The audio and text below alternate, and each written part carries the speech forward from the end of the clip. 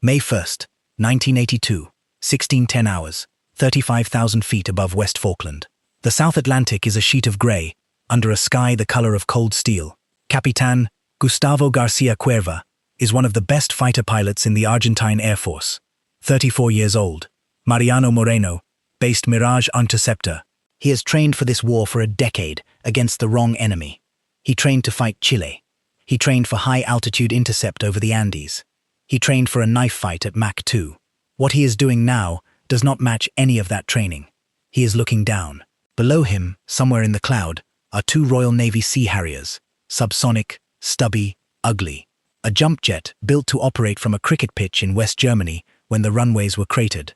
A compromise aircraft, a second best, the kind of airplane his instructors told him he would shred in a real fight.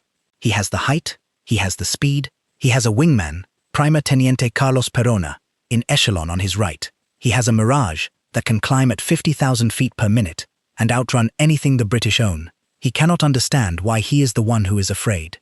Pause on that sentence. Read it again. In 12 minutes, Cuerva will be dead. Not killed by a Harrier, killed by his own side, by Argentine anti-aircraft gunners at Port Stanley, who will mistake his crippled, fuel-starved Mirage for a British attacker and shoot him out of their own sky. His body will never be recovered.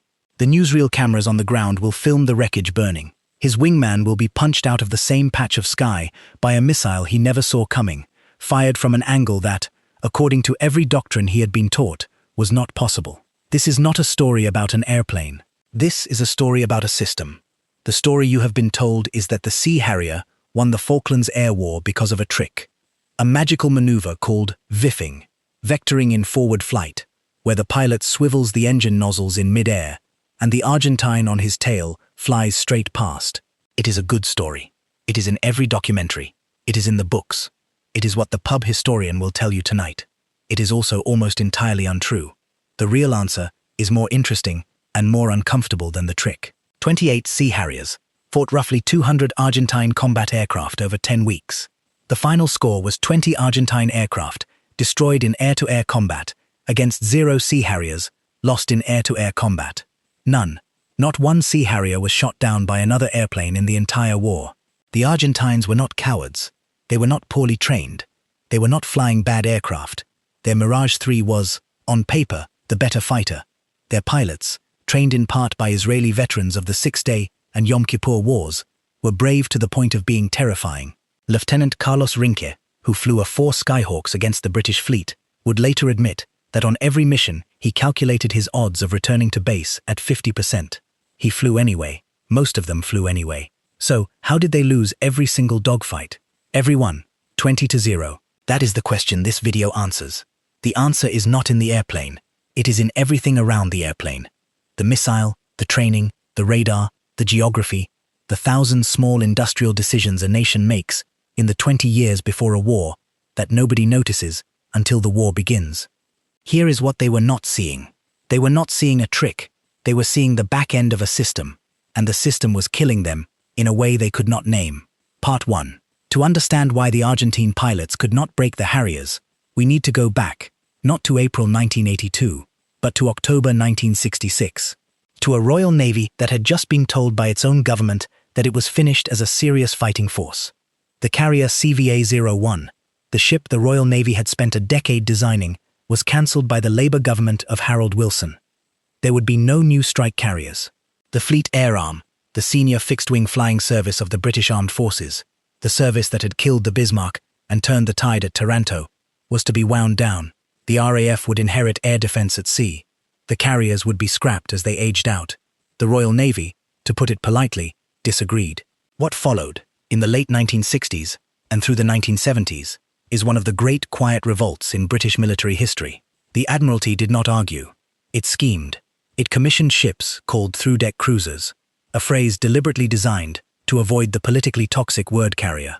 It funded through the back door a small jump jet called the Hawker Siddeley P-1127, which had first hovered on a tether in October 1960. That aircraft became the Kestrel. The Kestrel became the Harrier. And in 1980, exactly 2 years before the war, a navalized version with a bubble canopy and a small radar called Blue Fox entered service. the Sea Harrier FRS Mark I. It was not glamorous. It was not fast.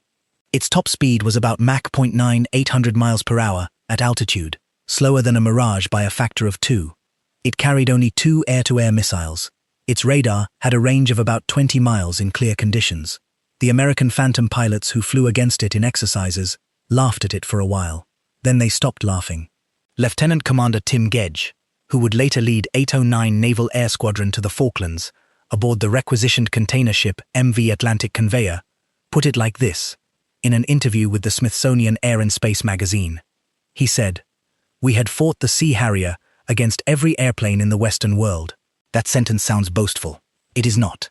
It is a description of what the Royal Navy actually did. In the years before the Falklands, Sea Harrier pilots flew against United States Air Force F-5 aggressors, against F-15 Eagles out of Bitburg in Germany, against French Mirages, against German F-4 Phantoms. They flew the practice intercepts on Soviet bombers in the gap between Iceland and the Faroes. They flew at night over the North Sea in the kind of weather that grounds civilian aviation. There was a man at the heart of this preparation. His name was Nigel Ward. Everyone called him Sharky. Lieutenant Commander Sharky Ward was, by 1982, the most experienced Sea Harrier pilot in the world. He had served 3 operational tours on the aircraft. He had commanded 800 Naval Air Squadron and now commanded 801 Naval Air Squadron aboard HMS Invincible. He was famously, gloriously, professionally awkward. He argued with admirals. He argued with the RAF. He argued with anyone who told him the Sea Harrier could not do something. And he argued by going up in one and proving them wrong. His pre-war combat record against the Americans tells you something. Against the F-5 aggressors at Decimo Manu in Sardinia, his pilots had recorded 26 kills for, and just 10 kills against. Against the F-15 Eagle, the most lethal fighter in the Western world in 1982, his squadron had recorded 7 kills for, and just 1 kill against. Read that line again. 7-1 against the F-15. His assessment of why was not insane. It was not magic. It was based on a brutally simple observation. The Sea Harrier turned tighter at low and medium altitudes than almost any contemporary fighter. The vectored thrust gave it a power and management envelope no other aircraft had. And critically, Ward insisted his pilots master the Blue Fox radar to a level the rest of the fleet considered obsessive. He drilled them. He drilled them at night. He drilled them in cloud. He drilled them until they could pick up a low-flying target the moment it crossed the horizon. Their model worked until it didn't, was a sentence the Argentines would never get the chance to say. The Argentines were the ones whose model was about to fail, but to understand why, you have to look at what the Argentines were actually carrying. Part 2. Here is the tool that broke the Argentine model. It was not the Harrier itself. It was a missile.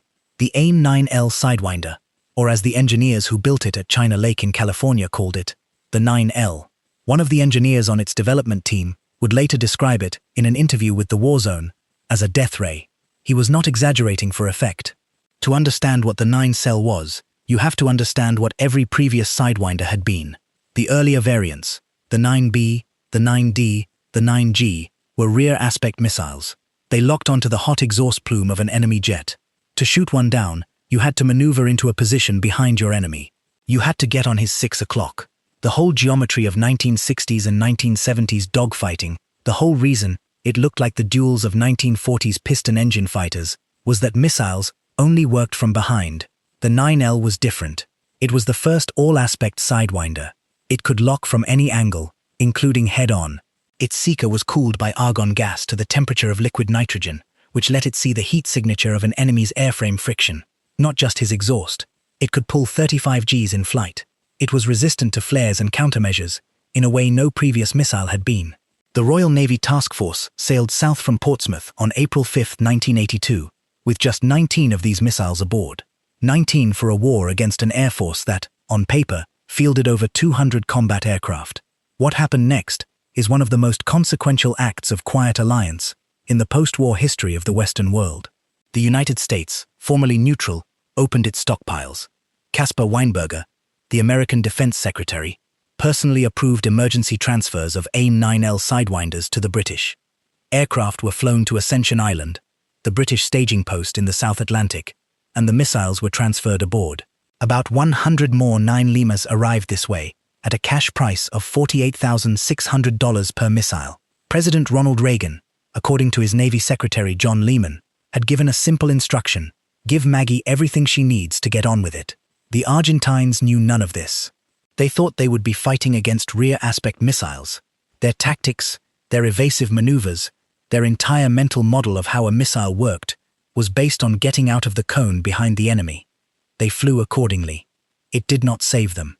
In the entire war, Sea Harriers fired 24 AIM-9 Lima Sidewinders. 21 of them hit their target. That is an 88% hit rate. 88 in combat against a maneuvering opponent. Pause on that number. There has never been a guided weapon in the history of air combat that performed at that level in a real war. Not before 1982. Not since. 88%. Captain Pablo Carvalho, an Argentine Air Force Skyhawk pilot, was once asked by an American pilot after the war what he had felt when his radar warning receiver lit up to tell him a missile had been launched at him. Carvalho answered, "Nothing." The American, baffled, said, "How brave." And Carvalho replied, "No, you misunderstand me. We didn't feel anything because our airplanes had no radar warning receiver." Let that sentence sit. The Argentines did not even know they were being shot at until they were hit, and the missile that was hitting them came from angles that training had told them were impossible. Men like Sharkey Ward, like Paul Barton, like Andy Old and Steve Thomas and Dave Morgan, men who flew the Sea Harrier into the teeth of an Air Force 5 times their size, deserve to be remembered. Every like on this video keeps the story of what they did at Goose Green, at San Carlos, at Bluff Cove, visible to a few more people. It doesn't cost anything. It matters more than it should. Back to the missile. Back to the system around the missile. Because a great missile in the wrong aircraft, with the wrong pilot in the wrong place, would have changed nothing. The Argentines had good missiles too. The Israeli-built Shafir II on their daggers was a respectable weapon. The Matra Magic on their Mirages was modern. Why did those missiles not work? This is where the system answers. Part 3. Here is the deeper truth about the Falklands Air War. The Argentines did not lose because their pilots were worse. They lost because of a number, a single industrial geographic number that nobody outside a few staff officers in Buenos Aires understood until the war began. The number is 15,000. 15 minutes. That is how long an Argentine Mirage III EA could spend in the airspace over the Falkland Islands before it had to turn around and go home.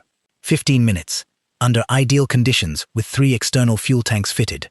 After diving from altitude to engage a low-flying Sea Harrier, that 15 minutes dropped to enough fuel for 2 or 3 turns of a dogfight. Then bingo. Then run for the mainland, or die in the sea. The distances are not negotiable. From Rio Grande to Port Stanley is 380 nautical miles. From Rio Gallegos, 435. From San Julian, 425. From Comodoro Rivadavia, 480. The Argentine Air Force was a continental air force, designed for short-range interception of Chilean aircraft over the Andes. It had been built, equipped, and trained for a war that started 10 miles from its own runways. It now had to fight a war 400 miles from its own runways, and it had no in-flight refueling for its fighters. None. The Argentine military possessed exactly 2 KC-130 Hercules tanker aircraft for the entire Air Force and Navy combined. The Mirages and Daggers could not be refueled in the air at all. They flew to the Falklands at the limit of their endurance. They engaged at the limit of their endurance. They flew home at the limit of their endurance. Some of them did not make it home and were lost not to enemy action, but to fuel exhaustion over the South Atlantic. Repeat that number, 15 minutes, 2 or 3 turns, then bingo. The Sea Harriers, by contrast, were operating from HMS Hermes and HMS Invincible, 2 carriers stationed roughly 100 miles east of the islands. Their endurance over the combat area was measured not in minutes but in hours. A Sea Harrier could orbit on combat air patrol, refuel on the carrier, and orbit again. The Argentine pilot had one chance. The British pilot had all day. And the Sea Harrier had something else that mattered more than its missile. It had availability. It had serviceability. The all-up serviceability of the embarked Sea Harrier fleet across the entire 10-week campaign was over 90%. In wartime, at sea, in the South Atlantic winter, with sea spray icing the rotors of helicopters and corroding the airframes of aircraft designed for European summers, 90%. Lieutenant Commander Tim Gedge, of 8009 Naval Air Squadron, put the figure for mission specifically at 98%. He said his squadron flew nearly 1,500 sorties at 98% serviceability. Hermes' Sea Harriers alone flew over 1,100. The peak rate was 4 sorties per aircraft per day, in wartime, at sea. This was not luck. This was the consequence of an industrial decision the Royal Navy had made 15 years earlier. The Sea Harrier was small. It was simple. It was designed to be maintained by a small team of sailors on a small ship in bad weather. Every component had been chosen for serviceability. Every maintenance cycle had been engineered for a deployed environment, far from a hangar, far from a workshop. The aircraft was a logistics achievement before it was a combat one. The Argentines could not match this. Their Mirages and Daggers and Skyhawks were good aircraft, but they had been designed for continental operations, from large bases with deep maintenance support, in countries with predictable climates. The Argentine logistics tail could not generate sorties at the rate the British could. The Argentines were fighting a war their force structure was not built for 400 miles from home. If your father, your grandfather, your uncle served in the Royal Navy or the Fleet Air Arm or the RAF in the Falklands campaign, I would be grateful to hear their name and unit in the comments. These stories are how the memory survives. The men who serviced those aircraft, the petty officers and senior aircraftsmen who turned them around in 15 minutes between sorties and freezing rain, are at least as much the reason 90% serviceability happened as the pilots who flew them. They should be named. The Argentines, by Brigadier Ernesto Crespo's own decision after the disaster of May 1st, withdrew their Mirage IIs from offensive operations over the islands. They had concluded that the Mirage could not establish air superiority over the Falklands within its fuel envelope. The Mirages went home to the mainland to defend Buenos Aires against a British air attack that never came. The Daggers and the A4 Skyhawks were tasked exclusively with strike missions against the British fleet, not with dogfighting the Harriers. The Canberras, the older bombers, were restricted to night sorties. The Argentine Air Force in the second week of the war had conceded the air-to-air battle. It had been beaten by a number. 15 minutes, Part 4. Here is what the Argentine commanders realized too late. They were not wrong about every Mirage being faster than every Sea Harrier. They were right about that. Pause on this. They were right that their pilots were as well trained as the British. They were right that their Air Force, on paper, outnumbered the Royal Navy Task Force 5-1. They were right about almost everything they believed about the balance of forces. What they were wrong about was that any of it mattered. Brigadier Crespo, after the war, gave a series of interviews to the Argentine press. His tone was not bitter, it was forensic. He explained that his Mirages had been trained for high-altitude intercept. The British had refused to give him a high-altitude target. The Sea Harriers stayed low between 2,000 and 4,000 feet, where the Mirage's energy advantage evaporated, where the Sidewinder seeker was clearest against the cold sea below, and where every Mirage pilot was burning fuel he could not afford. It appeared, the Royal Military College of Canada study on the air war later concluded, as if the Argentines were looking to give the British every advantage. They were not. They were trapped by their own equipment. Their Mirages could not effectively fight at the altitude the Harriers chose to fight at. The Argentine response, when they finally understood what was happening, was to abandon air superiority and switch to low-level strike. The A4 Skyhawks of Grupo 4 and Grupo 5, the Daggers of Grupo 6, began running at the British fleet at 20 to 50 feet above the sea, below the radar horizon, below the Sea Harriers' combat air patrols. They hit ships. They hit a lot of ships. They sank HMS Sheffield, HMS Coventry, HMS Ardent, HMS Antelope, the Atlantic Conveyor, and the Sir Galahad. They damaged many more. This was extraordinary courage. Captain Carlos Rinke's 50% calculation was not pessimism, it was arithmetic. Argentine pilots flew at altitudes where their bombs sometimes failed to fuse properly, where they were hit by their own bomb fragments. Where a moment's distraction meant going into the sea, they flew. They did not stop flying. They lost aircraft after aircraft, and they kept coming. But the cost of the low-level approach was an interesting one. The bombs released too low often did not have time to arm before impact. Up to half of the bombs delivered by Argentine pilots failed to detonate. At least 13 of them struck British ships and did not go off. Marshal of the Royal Air Force, Lord Craig, retired, would later remark, 6 better fuses, and we would have lost. He was not joking. The British task force was that close to collapse.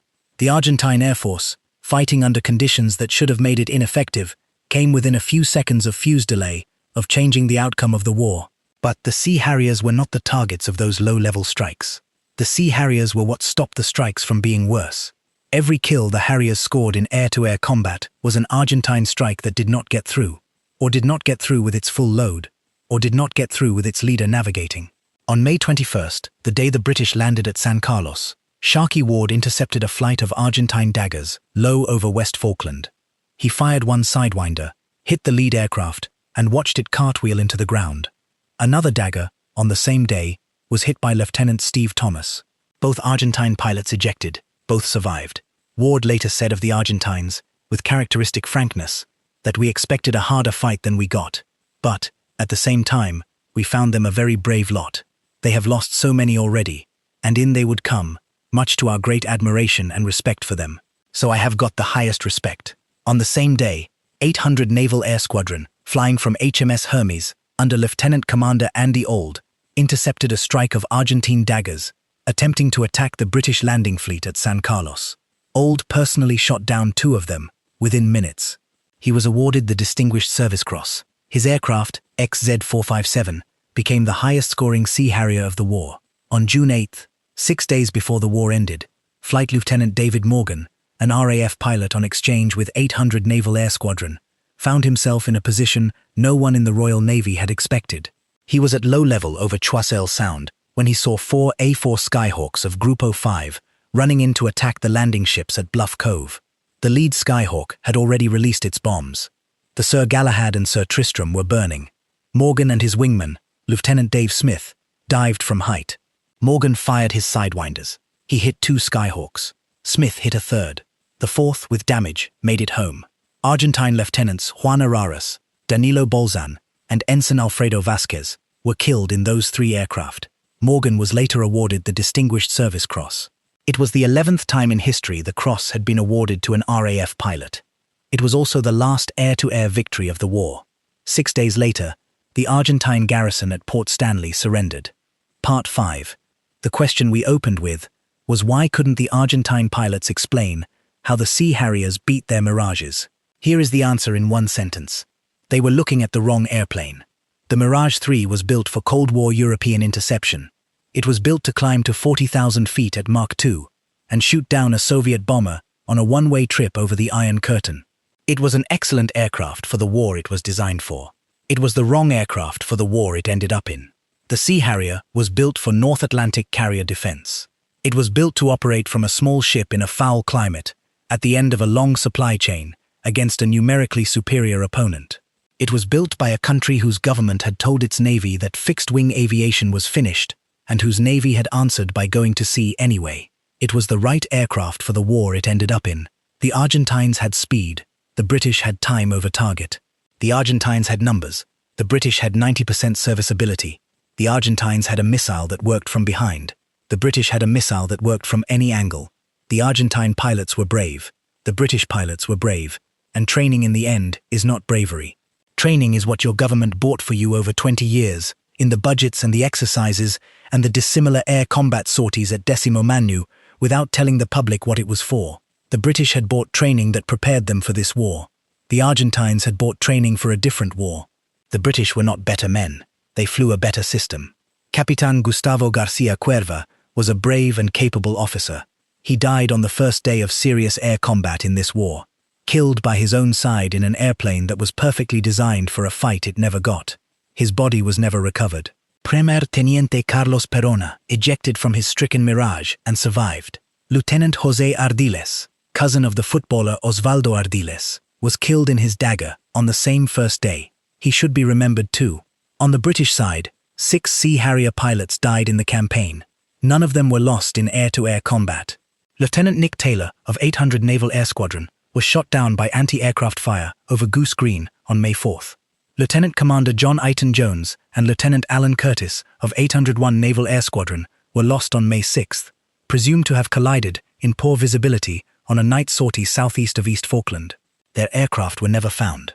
Lieutenant Commander Gordon Batt, who had already won the Distinguished Service Cross for the May 1st attack on Stanley Airfield, was killed when his Sea Harrier crashed on takeoff from HMS Hermes on May 23rd.